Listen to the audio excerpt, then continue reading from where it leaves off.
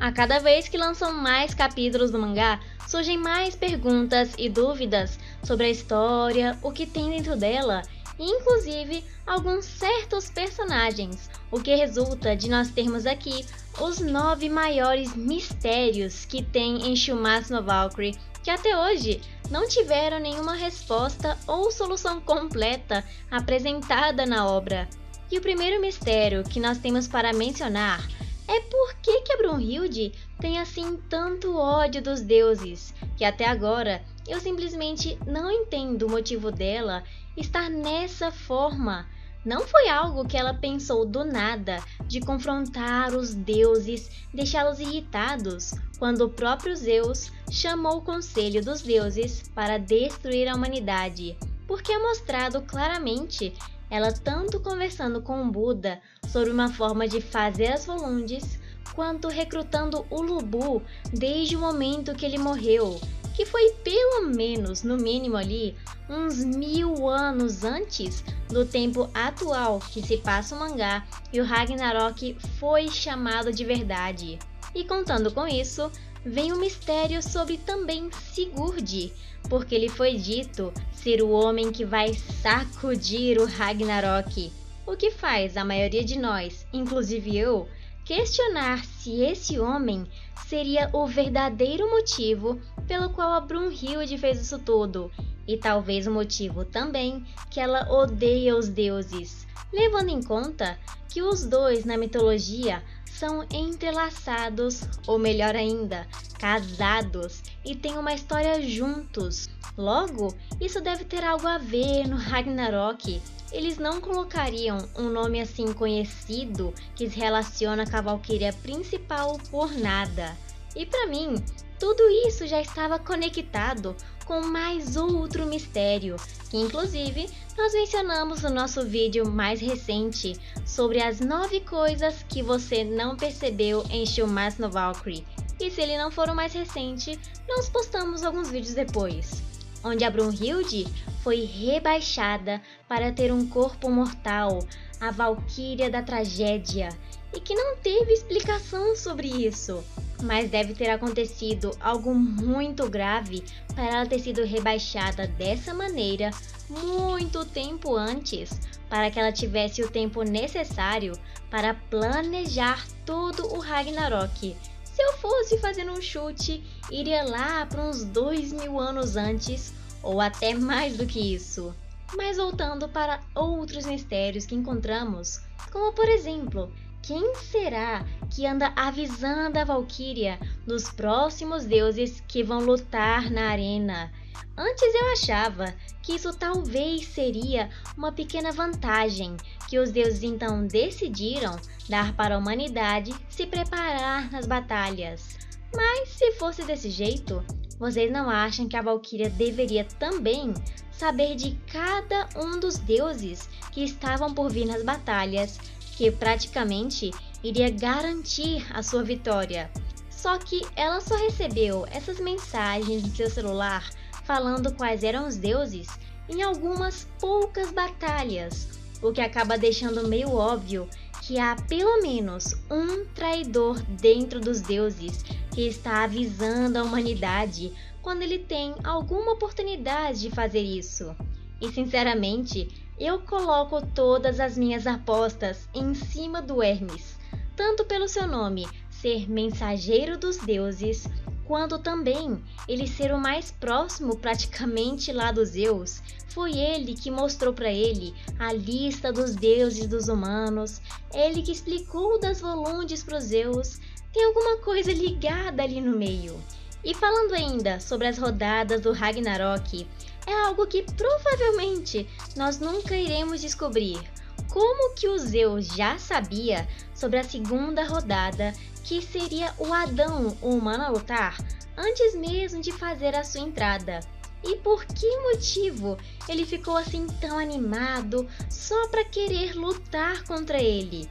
Porque já estava planejado, segundo a frase do Shiva, de Zeus ser o último na lista dos deuses a batalhar no meio da arena, Provavelmente por ele ser o líder do Conselho dos Deuses e ser importante demais e forte demais para ser utilizado assim mais no começo. Ele devia saber de alguma coisa, ou que o Shiva não ia ser capaz de aturar a cópia divina ou o reflexo divino, depende da tradução.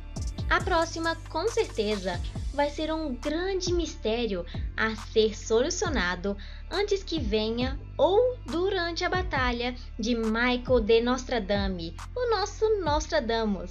O que seria como que aquela criança que está no seu auge destruiu a Bifrost sozinho, sem ter tocado nela diretamente, muito menos usando uma Volund, o que é quase que um marco histórico para um humano ter feito isso com algo divino, que deveria quase que, sei lá, defender o Valhalla das coisas ruins lá do Helheim, o que resultou dele também ser o primeiro humano a ser enviado ao Helheim por ter quebrado um tabu de lá, assim mesmo como o Behl está quebrando atualmente na 8ª rodada, mas eu não acho que ele vai ser mandado para lá, já que é quase como a sua casa, seria um punimento desnecessário.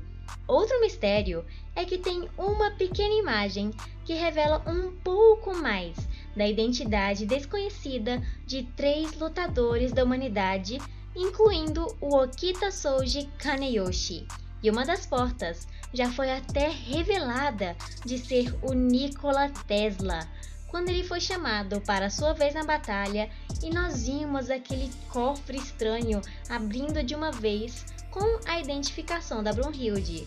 Mas ainda há 2 portas bastante misteriosas, que na nossa opinião, a primeira parece ser muito a de Nostradamus ou Rasputin, por eles serem relacionados a coisas mais místicas como magia, previsões, etc, etc, com a maioria das chances deles aparecerem mais recentemente, já que nós vimos algum tipo de símbolo estranho lá na porta, e a única coisa que para mim isso parece significar nos humanos. E a outra porta é quase que completamente trancafiada, o que para mim sinaliza que é um humano muito poderoso que não pode ser libertado até a hora de seu combate. Eu acho que seja o Rei Leônidas. Diz que não se parece demais com uma porta que não seria dele, ainda mais depois das coisas que nós falamos no outro vídeo que eu mencionei mais cedo. E quase chegando no fim da nossa pequena lista, vem algo que me deixou com uma pulga atrás da orelha até hoje. Quando teve a batalha de Jack versus Hércules e ela acabou, a Valkyria foi fazer meio que uma oferenda ao deus que era seu amigo e quando chorou por ele, disse uma frase um tanto quanto suspeita, que ela logo estaria se juntando a ele, o que não faz o mínimo de sentido, porque quando a pessoa morre no Ragnarok, ela é destruída, sua alma vira pó, não reencarna e não vai para lugar nenhum, só fica vagando pelo vazio. Então não teria um lugar exato para ela ir e se encontrar com Hércules. Mas se tivesse esse lugar, o que vocês acham que seria ele? Deixem nos comentários suas teorias. E por último, mas não menos importante, como sempre, por que o todo-poderoso Zeus e o mais novo dos deuses gregos tem a aparência de ser o avô do Hades e do Poseidon? Eu acho que isso pode ser relacionado ao poder que ele pegou do seu pai Cronos, que é aquele poder de controlar o tempo como o punho que ultrapassa o tempo, e que isso meio que desacelerou ele ou fez ele envelhecer mais rápido. Só que o mais provável é aquilo que ele faz constantemente no Ragnarok, de aumentar e diminuir os seus músculos. Isso pode desgastar demais a sua pele, porque fica voltando e indo, consequentemente, que faz seu corpo ter que se renovar constantemente para que ele se mantivesse vivo por anos e por ser um deus. O que iria justificar até demais, de às vezes ele se parecer muito com um esqueleto ambulante por aí. Mas e vocês? Quais desses mistérios foram os melhores? Ou talvez que nunca teremos solução no Ragnarok inteiro? Deixem suas opiniões que eu tô muito curiosa para saber. E não esqueçam que nós temos o nosso servidor do Discord sempre aqui no link da descrição para conversarmos mais a fundo sobre qualquer assunto, seja de anime ou sejam de mangás.